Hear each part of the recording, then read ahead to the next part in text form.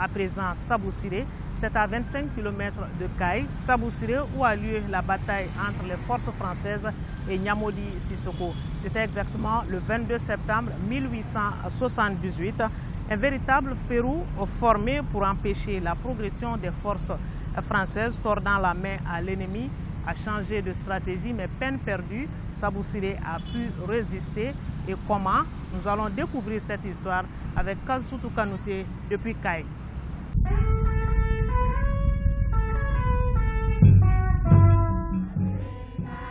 Nous sommes ici sur le site où était construit un imposant tata ou tato en Rassonké, qui veut dire mur de protection du roi, de sa famille, de la population et de ses sofas. Le lieutenant-colonel Ribaud, à la tête d'une force de 585 hommes, 4 canons et 80 chevaux, a affronté dès l'aube et pendant 5 heures les troupes du roi Niamodi Sissoko. Le peuple du Logo, fidèle au code de l'honneur, a résisté à la domination coloniale. Malgré la vaillance des défenseurs de Logo Sabou-Siré qui étaient protégés par un imposant tata, la puissance de feu du détachement colonial ne pouvait que faire la différence à la longue, avec de lourdes pertes en vies humaines de chaque côté.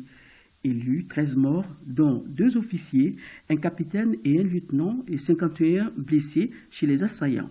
Du côté des défenseurs du royaume de Logo, 150 morts ont été dénombrés, dont le roi Niamodi Sissoko. C'est à partir d'ici, pour la bataille de Sabou-Siré, l'envahisseur a été accompagné par des ennemis pour indiquer là où se trouve le roi à l'époque. Le roi a pris une pirogue avec ses sofas pour échapper à l'envahisseur.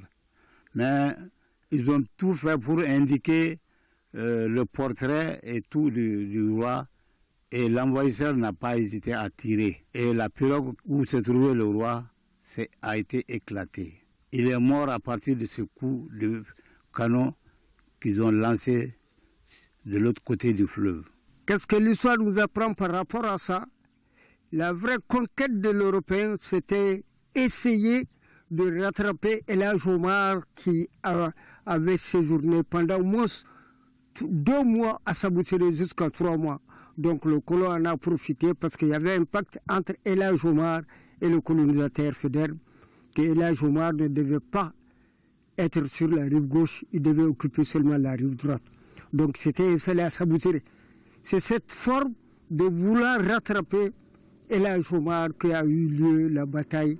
Les populations ont été victimes du fait qu'ils ont dit non à la colonisation. Le 22 septembre 1878, pour la population de Logo Sabou-Siré, reste et demeure une grande date. Nous avons en tête que le 22 septembre 1878 est une grande date et que c'est à partir de cette date que nos autorités de l'indépendance, qui sont les pères de l'indépendance, notamment Modibo Keïta et ses camarades, ils se sont inspirés de cette date-là pour proclamer l'indépendance du Mali. Qu'ils ont choisi la date ou que ce soit une coïncidence, la région de Kaye les dit merci. Grand merci pour avoir choisi cette date. Mais nous lançons un appel, un cri de cœur, à feu Amadou Toumani, sa suite, surtout sa fondation, donc à sa femme, Madame Touré Lobo, que ce que Atité avait initié pendant les cinquantenaires, pratiquement rien n'existe plus, tout a presque disparu.